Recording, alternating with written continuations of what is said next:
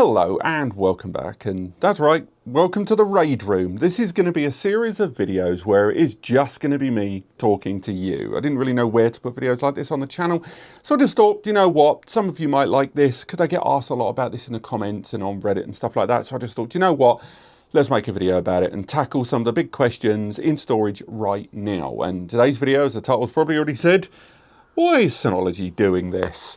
Now, if you're watching this video, it's because you know what this is. This is a brand that has decided at the peak, arguably, of its popularity in turnkey NAS solutions to suddenly go mega proprietary. When the 2025 series of devices first started rolling out, some of the hardware was actually a decent little scale up. The 925, for example. Yes, we weren't overly keen on like some of the changes, like 10G upgrades and stuff, but the big thing, let's face it, was hard drives, and the fact that they are seemingly prioritizing the absolute hell out of their own storage drives. Right now, at the time of recording, the first week of August 2025, they've still yet to add any other brands. Now, why are they doing this? There's lots of reasons they might be doing it, and Synology themselves, let's go with the party line first, what they're saying. They're saying they're doing this to create a much more stable, predictable system. It's about having a small selection of drives that they can treat as compatible, treat as optimal, treat as idealized drives for their software environment that are firmware equipped, tailored to their system in order to create their system as good as it can be. That's the party line, and an extension beyond that, we can then tippy toe into some of the more nebulous stuff, like a lot of reports online that Synology have moved a lot of the testing for compatibility and stability towards WD, towards Seagate and more, for them to do the work rather than doing it in-house. And a lot of this ultimately ends up being, if that is true, about saving the old bunch, or at least being more efficient about the money that's being spent there. Now, I'm willing to bet that in Synology's eyes, the Plus series isn't profitable. Now, a lot of us would disagree with that when we look at the price of the hardware, we look at what hardware they equip in their systems versus that of the price tag that they command online compared to third parties in the market. But I'm willing to bet Synology themselves, given what they probably spend in terms of software development, probably spend in terms of security, they would argue back that their platform has very, very thin profit margins. And from that, although they would never admit it online, I am willing to bet one of the chief motivators for them optimizing, well, I'll say their own words, optimizing, choosing to support only their own drives is in terms of profit margin. Because once you buy a 4-base system and you buy their own branded drives inside, chances are their profit margin increases. Now, is that true? We cannot know for certain, but I think we can probably assume that is a lion's share of the argument. Whether it's the whole argument or not, I am willing to bet that that is a big part of it. Now, we also have to acknowledge, and this is something I talked on a comment online a while ago, the actual fix, and again, massive shout out to Russell, Dave Russell, who created the fix, and there's a few other modders online. BBQQ is another great GitHub script editor as well that's created some great modifications for network adapters, something we've talked about on the channel before. These have existed for a long time, right the way back since the DS918, the first NAS that came out with M.2 slots and slightly more restricted memory practices. That was when a lot of these scripts started to really boom in popularity. They'd existed prior to that point, but this is really when their utilization and popularity and sharing online started to really spike. Now, it's 2025 right now. That was around 2018. Synology have maintained their infrastructure, but more importantly, not restricted the use of these, even though they've clearly known about them for a long time, since 2018. That's DSM 6.2, even 6.1 as well, I believe. And then DSM 7, DSM 7.1, DSM 7.2, DSM 7.2.2. They've not restricted these. They've had enough time to look at the script. They've had enough time to modify. And again, we're talking a wholesale DSM 6 into 7 and modify the hell out of their systems to stop people using these modifications. So why didn't they? Because I think that is another question here. When we're talking about why is Synology doing this thing, if they wanted to really commit to this, they could definitely have stopped these scripts working, and they didn't. That to me is a much more compelling, interesting argument there, because they must surely accept that there is going to be a percentage of users that get these devices and mod the hell out of them. Whether that is from a support position, whether that is from them looking at it going, well, once someone mucks around with it, we can just cleanly go, nope, no support for you, move on. Regardless of the reasoning, I do think the fact that they haven't curbed the script utilization is important, because that at least suggests that they acknowledge that it exists and have looked at it and gone, the profit is worth it. For the number of users using these mods, the profit margin in selling their products has made them turn a blind eye to it. But if we're going to talk about profit, we have to at least acknowledge that if Synology are going down the road of doing this thing, it's now been over 100 days. That was my rule, 100 days, and I will address this and give Synology enough time to see if they'll commit to this whole adding other drives thing, and they didn't. For me, surely the sales of the Plus series globally must be terrible right now. And if Synology is looking at this in terms of a profit margin, and they were looking at, well, if we sell, we've sold so many thousand DS923s, if we include our drives with it, we can make a bit more bunts. I have not seen from any reliable metric, any information I've garnered in the channel, from resellers and distribution that I have spoken to, they have all spoken to me, most of them off the record I might add, massively dropped sales in Synology devices. Now, some of that is going to be growing awareness in the market. It's going to be alternatives like the unified NAS system, like Ugreen entering the market. We've got a video coming up on them as well, that have definitely changed the vibe in the room towards Synology, but also apathy. I think a lot of users have looked at Synology solutions and just thought, do you know what? The software is good, but once we've seen the same damn CPUs, the same architecture being used year on year, and also when we have now spotted a price increase happening right now, something we've not seen in previous years, when Synology have generally been fantastic at maintaining the price point with each refresh over the years with the smallest change. They've always maintained that price point. All of a sudden, the 23 generation has gone up alongside the 25 generation. All of these have added, I think, to a lot of users just looking at Synology right now and feeling a sense of negativity that just wasn't there before, and rightly so. So with Synology rolling out this thing, I've got to wonder how and when are they going to U-turn? Because if they, and I've mentioned this in other videos as well, sorry to be repetitious, if Synology, say tomorrow, added a plethora of WD and a plethora of Seagate drives to their compatibility lists, if they did it all at once, then everyone would be, what was the point? It was clearly a cash grab. And if they introduce the drives gradually, like just Seagate's 2TB through 12TB, again, users will be like, why those drives and nothing else? Why are you not revealing the process? And long story short, if they do add a bunch of third-party drives, which, by the way, remember, worked on the identical architecture in previous generations, a lot of users will be like, too little, too late. You can go to Synology's own Reddit. You can go to Synology videos here on the channel. Engagement on those subjects and engagement on those platforms isn't just lower, but also it is decidedly more negative. Synology has always had a reputation in the eyes of true DIY heads to be overpriced. People that know what they're doing, they'll go, why would I buy that when I can build a true NAS? Why would I buy that when I can build my own server? I could build 3 servers for the price of that. Synology has never tried to change the minds of DIY heads, but it's the amateurs, the novices, the entry-level users that are now questioning this. That is where the real pain point is, I think, there for the brand. And I would love to be a fly on a wall in some of those meetings right now when they are discussing this at length. Now, changing the tone ever so slightly, because I'm trying to do these videos, by the way, in the Raid Room without any edits where possible. Another thing I want to talk about is the people that are okay with this thing. Now, what do I mean by that? Well, another thing I've discussed online is, say my video on hard drive compatibility when we were doing some of the deep testing, or even some of the reviews of things like the DS1825 Plus or the review of the DS95 Plus. When I've done those reviews, the comments, the ratio of views to comments is kind of bonkers. You know, for every 10,000 views, there will be less than 100 comments ratio. And the numbers do sort of grow in alignment depending on some of the stuff that's covered in there. But you generally find that the number of comments is a small ratio of the number of views. Now, devil's advocate, we could say, one, a lot of people could watch and then disappear after 5 minutes. You know, just gone onto the comments and go, hate this, and then go. Those views would still count, and they're not going to comment in that way. Also, there are going to be people watching videos like mine and others.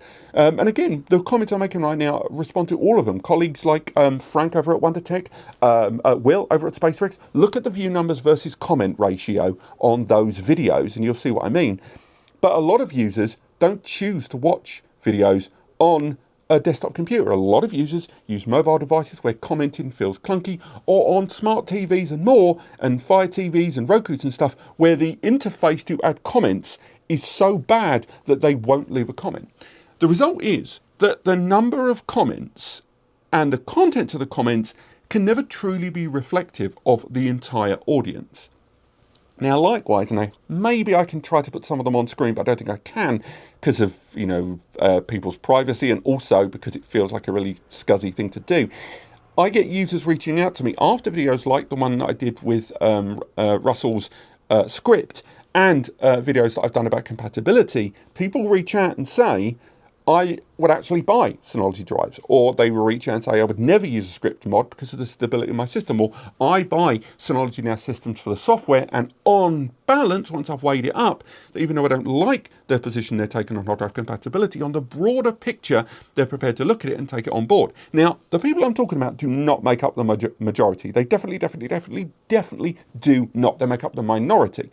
However, they exist. And I do get regular comments, DMs, emails after the videos from people that don't take to the comments. And it's the same as when you go to a restaurant or a hotel. When you go to a restaurant or a hotel and you leave a review, something always feels like it has to be extra for you to leave a positive review. Very rarely do you leave a positive review these days unless something extra has happened. And man alive, Trustpilot, TripAdvisor, they lean hard, don't they, with those emails after your stay or your meal. But nonetheless, negativity is a hell of a lot more motivating in terms of leaving feedback than positivity ever will be.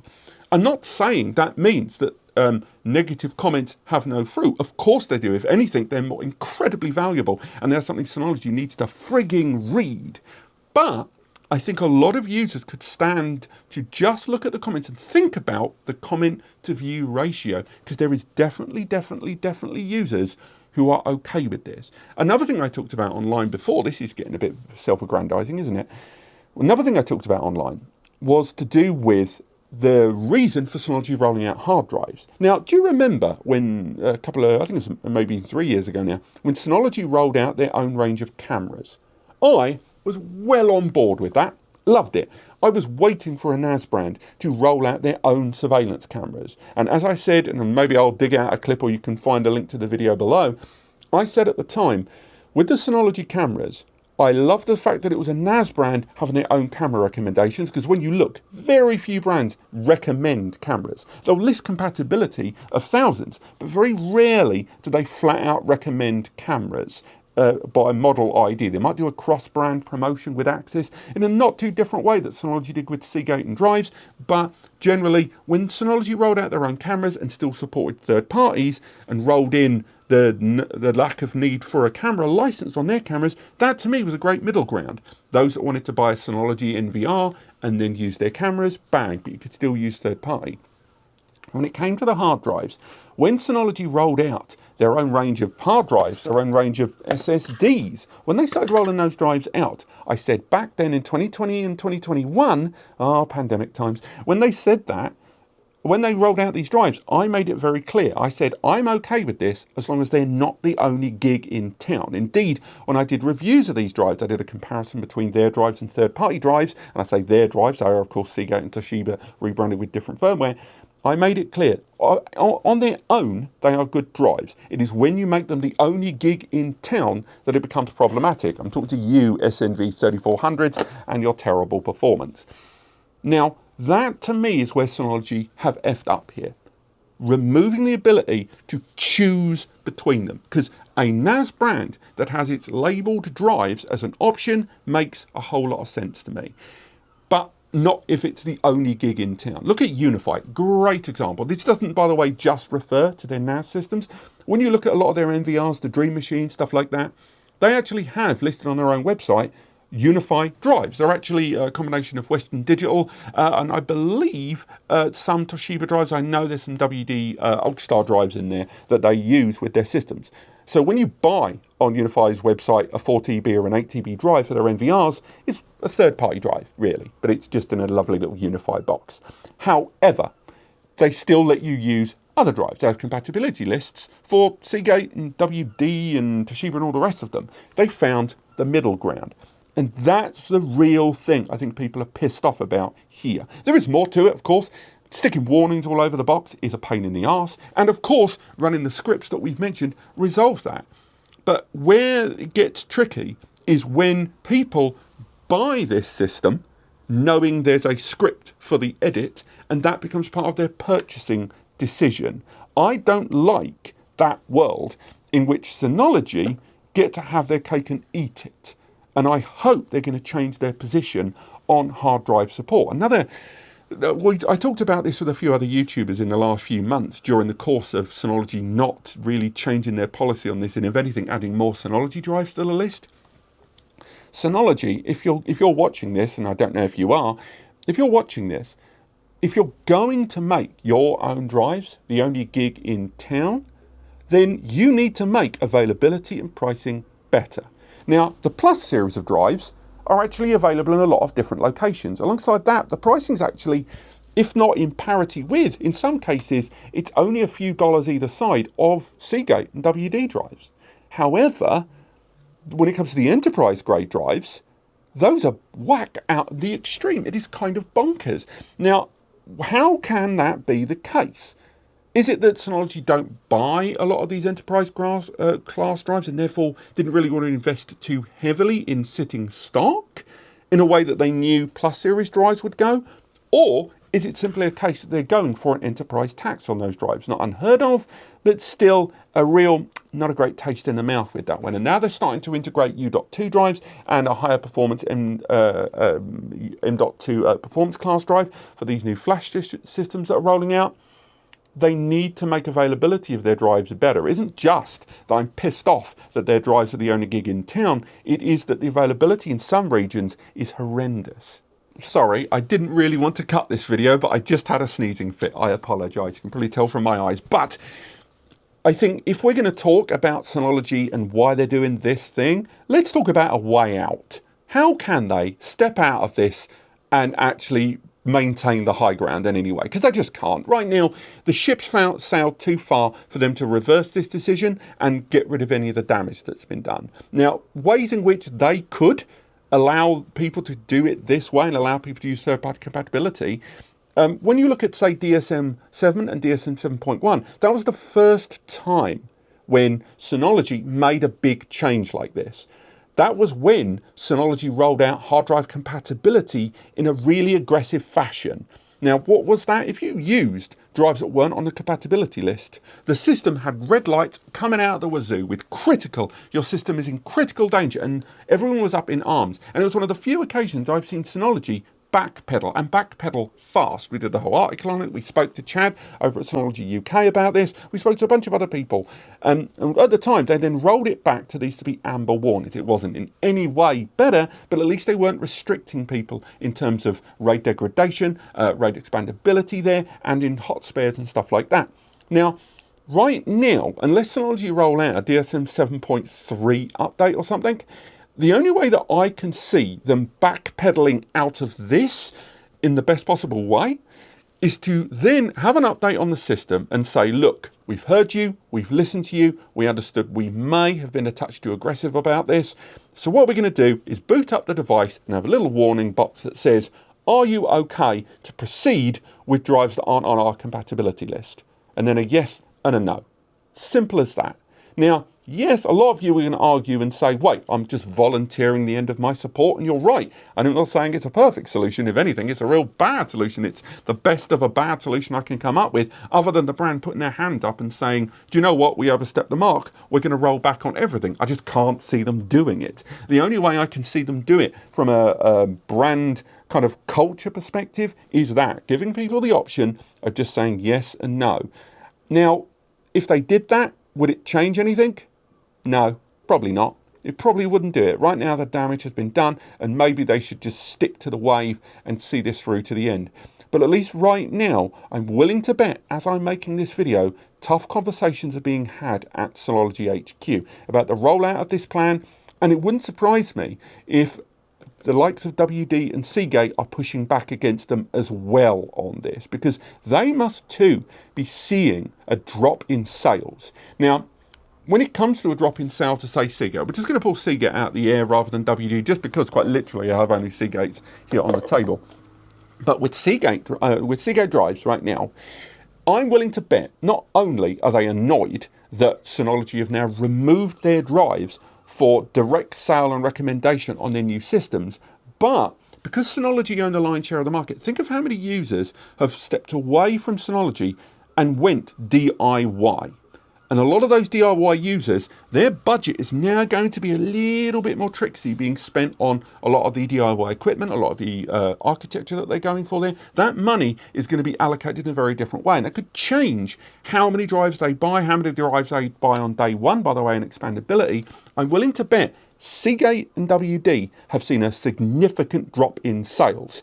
And they are so much bigger than Synology, and they will say to Synology, what the hell are you doing? And if the Plus series of drives are built on Seagate drives, it is a question to me whether Seagate will turn around and up the prices of those, or not want to engage, not want to collaborate with them. Again, I think a lot of users are thinking about Synology's movements on this, and really, we should bear a thought about the hard drive manufacturers, because they have a lot of stakes here. They have a lot of control in this discussion, and they could very easily favour another brand like that. Again, your Ugreens, your QNAPs, and we'll talk about them in another video too. But I'm going to wrap things up now. Let me know what you guys think, because right now I don't see Synology peeling back on this. And when they do start adding other drives, and I do say when, not if, I should say, when they start adding other drives, I think we as a community should be monitoring how it is deployed and whether Synology put their hands up on this. Let me know what you guys think in the comments, and whether you think a video like this should be public or just keep it to members only for people that care, because let's face it, it's a real rambly video at this point, and I'd like to see who cares about this sort of stuff as much as I do. But thank you so much for watching, thanks for coming to the Raid Room, and I'll see you next time.